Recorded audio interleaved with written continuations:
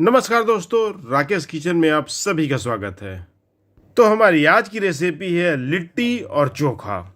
भारत के हर प्रदेश की अपनी एक अलग रेसिपीज होती हैं, जिसे वहाँ के लोगों के स्वाद के मुताबिक बनाया जाता है। ऐसी ही एक रेसिपी है लिट्टी चोखा, जिसे बिहार और झारखंड में बहुत पसंद किया जाता है। तो चलिए बनाते हैं लिट्टी और चोखा, वो भी 3 तरह से। तो शुरुआत हम लिट्टी के स्टफिंग से करते हैं। यहाँ पे हमने आधा किलो सत्तू लिया है। चने का सत्तू मार्केट में इस तरह के पैकेट में हमेशा मिल जाता है। सत्तू में मसाले मिलाने के लिए हमने यहाँ पे एक बारीक कटी हुई प्याज ली है, बारीक कटी हुई धनिया के पत्ते, 2 चम्मच लहसुन बारीक कटी हुई, 2 चम्मच अदरक वो भी बारीक कटी हुई, 2 चम्मच हरी मिर्च बारीक कटी हुई, 2 नींबू रस के लिए और 4 से 5 सूखी लाल मिर्च। साथ ही मैंने आधा चम्मच अजवाइन ली है और आधा चम्मच कलौंजी। तो इस तरह से सत्तू के मसाले के लिए सारे इंग्रेडिएंट रेडी हैं। तो सबसे पहले सत्तू में हम डालेंगे 2 से 3 चम्मच बारीक कटी हुई प्याज, 2 चम्मच बारीक कटी हुई लहसुन और इसके साथ ही 2 चम्मच बारीक कटी हुई अदरक। ये सारे मसाले आधा किलो सत्तू के हिसाब से है। अब इसके साथ हम शामिल कर देते हैं 2 चम्मच बारीक कटी हुई हरी मिर्च, आधा चम्मच अजवाइन। अजवाइन को डालने से पहले थोड़ा सा क्रश कर लें, बहुत ही अच्छा स्वाद देता है ये। और साथ में ही आधा चम्मच कलौंजी।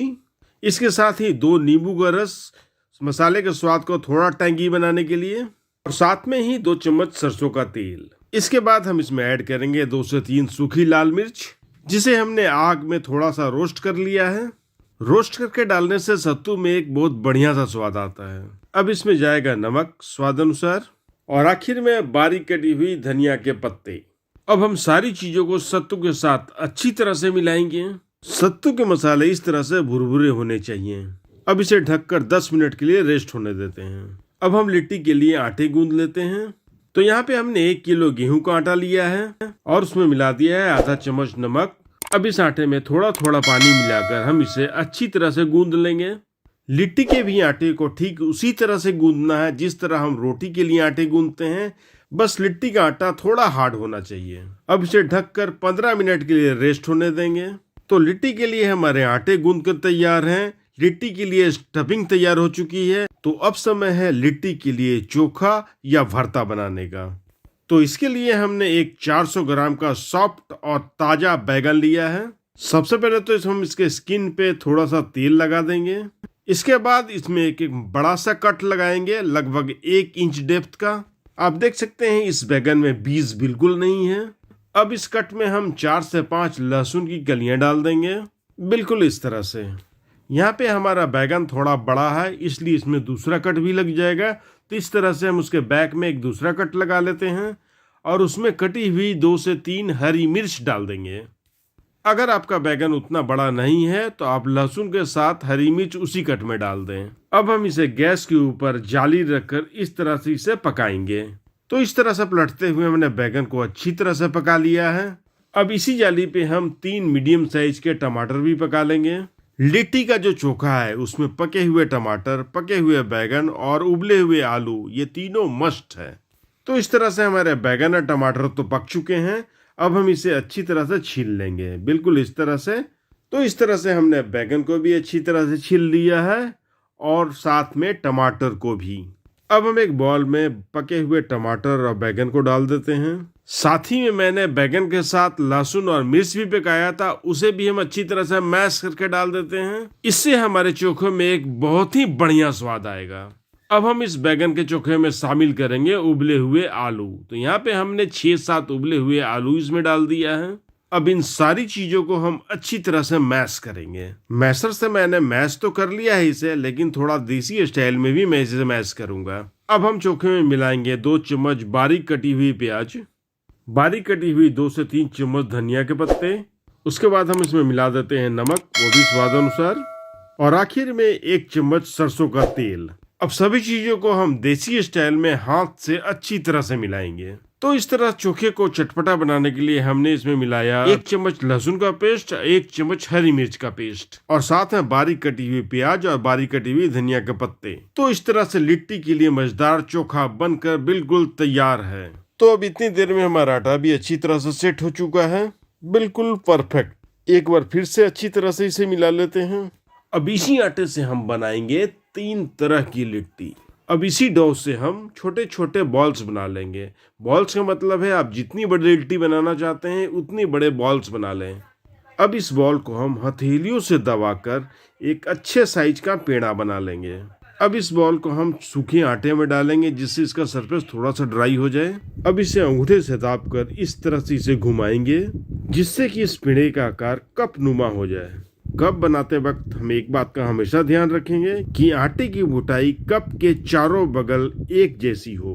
तो इस तरह से आटे के लोई को हमने एक कप के शेप में बना लिया है।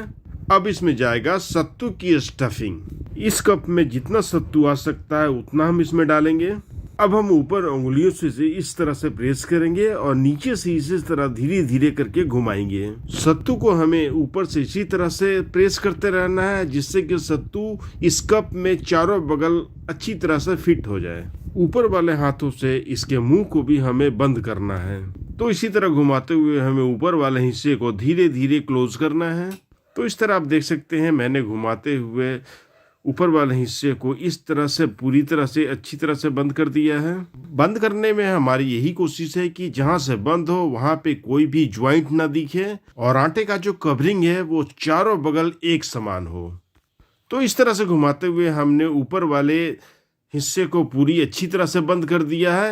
अब हम इसे हथेलियों से घुमाकर एक अच्छा सा गोल शेप दे देंगे।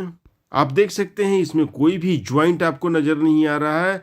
तो इस तरह से हम सारे स्टफ्ड बॉल तैयार कर लेंगे। तो इस तरह से रॉ लिट्टी हमारी तैयार है। अब सिर्फ हमें इसे सेकना है। लिट्टी को आप कई तरह से सेक सकते हैं। तो आज हम आपको 3 तरह से लिट्टी को सेकना बताएंगे। तो पहले हम अपम मेकर का यूज करते हैं लिट्टी बनाने के लिए। सबसे पहले तो हम अपम मेकर को गैस पे रखकर गर्म करेंगे और जब ये गर्म हो जाए तो हम इस तरह से एक एक बॉल उठा के इसके खांचे में रख लेंगे। अब गैस के फ्लेम को लो पे करेंगे और धीमी आंच पे इसे अच्छी तरह से उलट पलट कर सेकेंगे। धीमी आंच में सेकने से इसके ऊपर का सरफेस क्रंची रहेगा और अंदर अच्छी तरह से कुक भी हो जाएगा। ये देख सकते हैं इसमें क्रैक्स आ चुके हैं, इसका मतलब ये हो चुका है। अब हम इसे निकाल देंगे और इसी तरह हम बाकी को भी इसी तरह से हम इसमें सेक लेंगे। तो इस तरह अपम मेकर से हमारी लिट्टी तो बनकर बिल्कुल तैयार है। अब दूसरे प्रोसेस में हम लिट्टी को पहले बॉईल करेंगे, उसके बाद फ्राई। तो सबसे पहले तो हमें पानी को उबालना है। तो हम पानी में मिलाएंगे नमक और इसे ढककर उबलने तक का इंतजार करेंगे। तो पानी हमारा बॉईल होने लगा है। अब हम एक एक करके ये बॉल्स को इसमें डिप कर देंगे। सारे बॉल्स को इसमें डालने के बाद हम इसे ढक देंगे और 10 मिनट तक हम इसे बॉईल करेंगे मीडियम फ्लेम पे। 10 मिनट हो चुके हैं और आप देख सकते हैं हमारे बॉल्स पानी के ऊपर तैरने लगे हैं। इसका मतलब है बॉल्स अच्छी तरह से कुक हो चुके हैं। अब हम सारे बॉल्स को एक प्लेट में निकाल लेंगे। प्लेट में निकालने के बाद हम इसे 15 मिनट के लिए ठंडा होने देंगे जिससे कि इसके ऊपर के सरफेस पे जो पानी है वो बिल्कुल सूख जाए। 15 मिनट के बाद हम एक कढ़ाई में तेल गरम करेंगे। ये आप देख सकते हैं बॉल्स के ऊपर पानी बिल्कुल सूख चुका है। अब इन बॉल्स को हमें तेल में डालकर गोल्डन ब्राउन होने तक फ्राई करना है। तो इसी तरह हम इसे पलटते हुए 3 से 4 मिनट तक हम इसे मीडियम से लो फ्लेम में इसे अच्छी तरह से फ्राई करेंगे। ये इसमें एक बढ़िया सा कलर आ चुका है गोल्डन ब्राउन का और ये अच्छी तरह से कुक भी हो चुका है क्योंकि पहले हमने इसे 15 मिनट बॉयल किया था, अभी 3 से 4 मिनट हमने इसे फ्राई किया है। तो दूसरे तरीके में आप इस तरह से फ्राई करके भी लिट्टी बना सकते हैं। फ्राई किए हुए लिट्टी में मुझसे एक गलती हुई है, वो भी मैं आपको बताना चाहूँगा। मैंने तीनों लिट्टी बनाने के लिए आटे एक जैसे गूंदे हैं। फ्राई किए हुए लिट्टी में छोटे छोटे बबल्स आ गए हैं सरफेस पे, जो नहीं आना चाहिए था। सॉल्यूशन इसका ये है कि अगर आप लिट्टी फ्राई करके बना रहे हैं तो आटा गूंदते वक्त इसमें पानी कम डालें। ये हमने अपम मेकर से जो लिट्टी बनाई है वो बिल्कुल परफेक्ट है, ऊपर से क्रंची और अंदर से सॉफ्ट। तो इस तरह से लिट्टी तो बनकर तैयार है। अब इसे खाने से पहले इसे अच्छी तरह से घी में डीप करें और साथ में ढेर सारा आलू, बैगन और टमाटर का चोखा लें। अगर हरी चटनी भी हो तो बेस्ट है। साथ में लच्छे वाली प्याज और कटी हुई मूली। वाओ! इसके साथ एक भोजपुरी गाना हो जाए, लिट्टी चोखा बनल बा बड़े मजेदार। आप इसे एक बार तोड़ के भी देख सकते हैं। ये ऊपर से जितना क्रंची है अंदर से उतना ही सॉफ्ट इसी तरह से हमने जो लिट्टी फ्राई किए थे उसे भी तोड़कर देख लेते हैं। ये भी अंदर से बिल्कुल सॉफ्ट है। अब हम तीसरे प्रोसेस से लिट्टी बनाएंगे। ये लिट्टी बनाने का सबसे पारंपरिक तरीका है।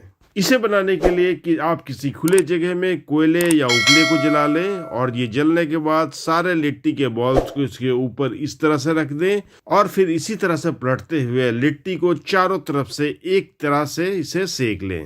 इस तरह से जो लिट्टी बनती है वो सबसे अधिक स्वादिष्ट होती है। इस तरह से लिट्टी पकने के बाद इसमें भी इस तरह से क्रैक आ जाएगी, इसका मतलब है लिट्टी हो चुकी है। अब सारे लिट्टी को निकाल के हम एक कपड़े में डालेंगे और उसे इस तरह से साफ कर लेंगे। जब आप कोयले में या उबले में लिट्टी बनाओगे तो ऊपर वाले सरफेस में काफी राख लग जाती है, तो वो साफ करना बहुत जरूरी है। अब इस गर्मा गर्म लिट्टी को घी में डालिए और खुद भी खाइए और दूसरे को भी खिलाइए।